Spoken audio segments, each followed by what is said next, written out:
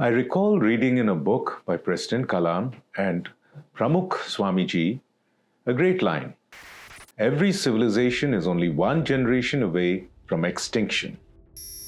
As an academic and writer who straddles two countries, two cultures, and in fact two civilizations, I find myself witnessing the warning play out in real life, not just in America, but also very much in India. In India, we are witnessing a growing polarization of views, nonchalant calls for the genocide of Brahmins, an invasion of the sacred kshetras by ruthless forces of commerce, and an imminent collapse of traditional institutions such as marriage, family, and community. America is still the top exporter of cultural ideas and educational ideologies to India and the world. So it is useful to study and understand the West, as they call it, and to learn from their mistakes so we may not repeat them. Surveys say that American youth, the Gen Z, and some millennials believe their country was founded by villains, and a majority call for the revolutionary dismantling of their governments. That was the beginning.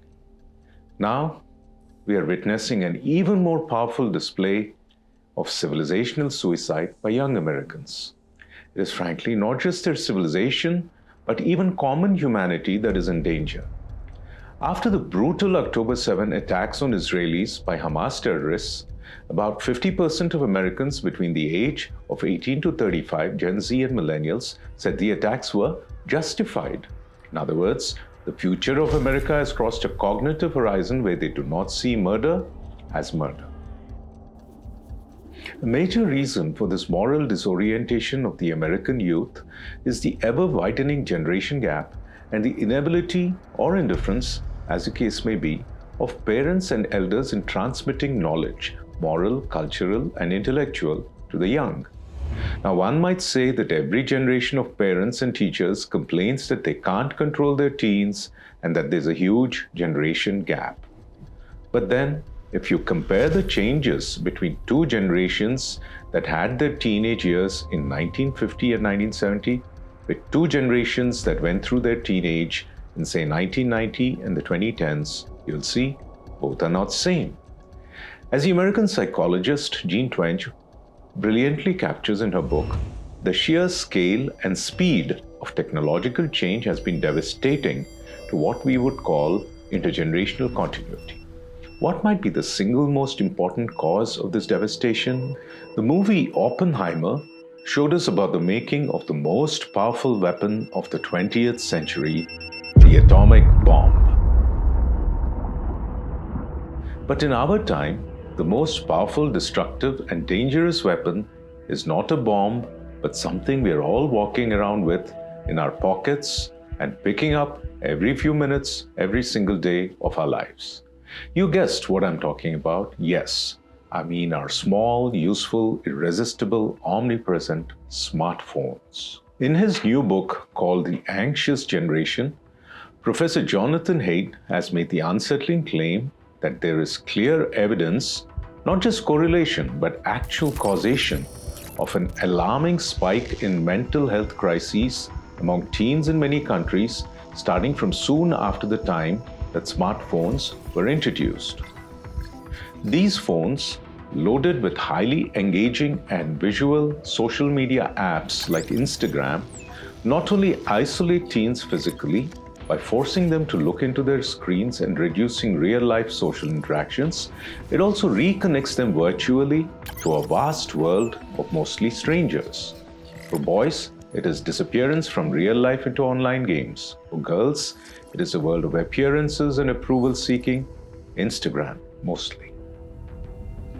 And surely enough, Haidt tells us, there was a spectacular rise in mental health conditions like anxiety, depression, and even self-harm in the period from 2012 to 2016, post the advent of smartphones. The smartphone world, especially the social media apps, have been designed to create addiction. Haidt's ongoing work is on rescuing teens from smartphone addiction. He gives specific advice to parents, schools, and also to Silicon Valley's tech giants. He wants us to fight for our children's freedom from harm the way earlier generations fought big tobacco companies in America to keep smoking away from teens. But the most important advice hate offers is to restore to each generation alive today a sense of what is appropriate for their age and life stage. On the internet, writes Hate, everyone is the same age, which is no particular age. This can be very disorienting to teenagers. Hate suggests staging age-specific events like birthdays as life stage rituals so children experience a natural progression of time once again. In the secular West, it's just birthdays maybe, but for us, we still have our samskaras for every stage of life. Without such rituals, life becomes a meaningless blur, lacking purpose and direction. A large section of Americans have given up on being parents and then being married, and now even having a stable relationship. Loneliness is indeed on the rise.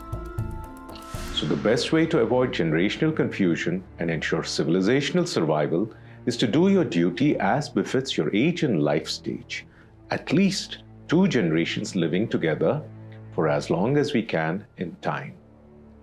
Our ancestors, of course, call this Ashrama Dharma. This is Vamsi Jewelry for Upward.